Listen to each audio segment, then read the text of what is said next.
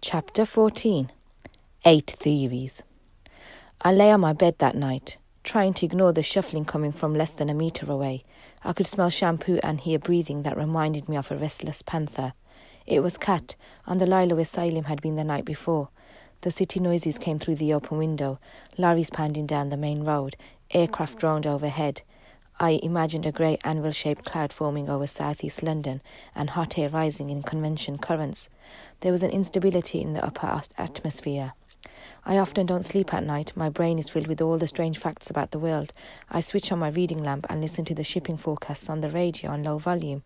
I get out my weather books. I study the charts of isobars and isotherms. I examine photographs of what the weather leaves behind. Dried up lakes, wrecked shanty towns, mudslides, people rowing boats around the roofs of their houses. And I plan how when I grow up I will help people prepare for the disasters and save their lives and their money and advise governments on how to manage the weather. But tonight I couldn't switch on the light because of Kat. I think the molecules in my brain went haywire because all I could think of were dodos chasing Lord Lucan, who was sailing away in the Mary Celeste towards an evening sky with a giant bicycle wheel for a moon. I saw Salim waving from the deck just as he'd waved the last time before boarding his pod. I heard Aunt Gloria's voice saying it was me that had suggested going to the London Eye when it hadn't been. I saw Mum's hand flicking me away like a fly. Ted! Kat was awake. Ted! What? Are you awake? Yes. So am I. She sat upright and I saw her arm reach over for the bedside light. She switched it on and we blinked at each other. It's no good. We've got to talk about it. She sat with her hands clasped around her knees and her head on her kneecaps, her strands of brown hair flopped untidily over her shoulders. I said. Yourself, she said. It took me a moment to realise she was imitating me. She smiled. Maybe if I sound like you, I'll think like you, Ted. I don't think thinking like me is any better than thinking like you, I said. We listened to my alarm clock ticking. Ted, what strikes you as the oddest thing about Salim's disappearance? The fact that he disappeared from a sealed pod, I said. Kat nodded. He went up the eye and didn't come back down. Definitely odd, I said. And nobody else, not the police, not Mum or Dad, nor Aunt Glo, seemed to realise how odd. They all ignore what we keep telling them and make out how we just weren't paying attention and missed him somehow. But that's not possible, is it? Possible, yes. Probable, no, I said. We saw 2 capsules empty out before his came down and several after. I timed how long he was up with my watch. There's only a small margin of error possible. So what happened? Where did he get to? I have 8 different theories, I said. Kat was impressed. 8 different theories? 8. One of them must be correct unless there's one or more theories I'm missing. What if I write them down? Kat grabbed a piece of paper from my desk and I dictated to her the following list. This is what Kat wrote with her own comment after each theory, saying how likely she thought it. 1. Salim hid in the pod, under the seat maybe, and went around 3 or more times, getting out when we'd given up looking. Just possible, worth checking out. 2. Ted's watch went wrong. Salim got out of his pod when we weren't there to meet him. Unlikely. Just check Ted's watch. 11:43. His alarm clock says the same. It's keeping perfect time. Ted says he checked it 5 times against Big Ben while we were out today.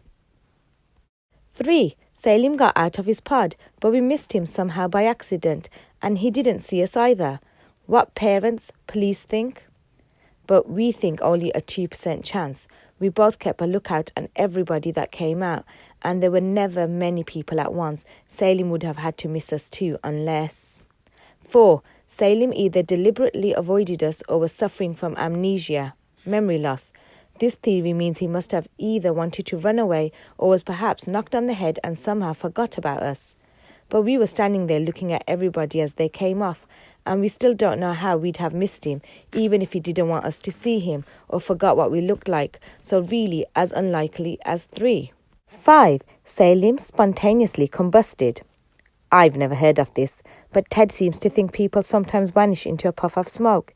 He says it's a rare but a documented phenomenon and works like local thunderstorms. Not likely. Hardly counts. 6. Salim emerged from the pod in disguise. Possible, but going by the other people who got out of the pod, the Japanese tourists, women, tiny children, etc., Highly improbable. The person looked most like Salim was the boyfriend of the girl in the pink jacket, but he was plumper with a much fuller face. Definitely not Salim. Anyway, how would he have changed clothes without anybody in the tiny pod noticing? 7.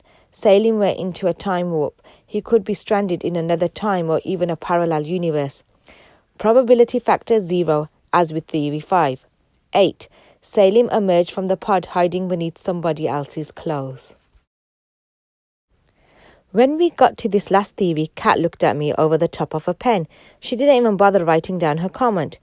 You remember how Lauren and Hardy almost get out of the Foreign Legion camp in the Flying Deuces? I said. It's the film we watch with Dad every Christmas. Ollie, the fat one, is heartbroken because the girl he loves doesn't love him and he wants to forget her. And a man tells him that if he joins the Foreign Legion, he will forget her. So he joins the Foreign Legion and Stan the thin one joins too. But the Foreign Legion is not very nice. They have to wash an endless mountain of clothes, which would take the rest of their lives to do, so they decide to escape. Don't you remember, I said. They're hiding the robes of these Arab men as they're walking towards the gate. I remember, Kat said, and that's the daftest of the lot. But you remember those African women, I said? They had long, flowing robes, and there was the big man in the long raincoat. Okay, she rolled her eyes so that I could see only the whites. She then wrote down after theory 8. Can Ted hide in my clothes without Mom noticing? I don't think so, but we can try. Kat looked over the list. They're not very promising, are they? Are you sure there aren't any better theories? Otherwise, we're just going to have to accept that the police and all are right. I thought hard. Then I had what people call an inspiration. An inspiration is an idea that seems to come from nowhere. In the olden days, people thought inspiration came from the gods or God, depending on if you were a polytheist or a monotheist. Breathing an idea into your brain. There is a 9th theory, I said, my hand flapping. Not something weird like aliens beaming Salim up to the spaceship or him slipping between dimensions or... No, not weird, I said. In fact, I think it's the best theory of all. But before I could say what it was, the phone rang.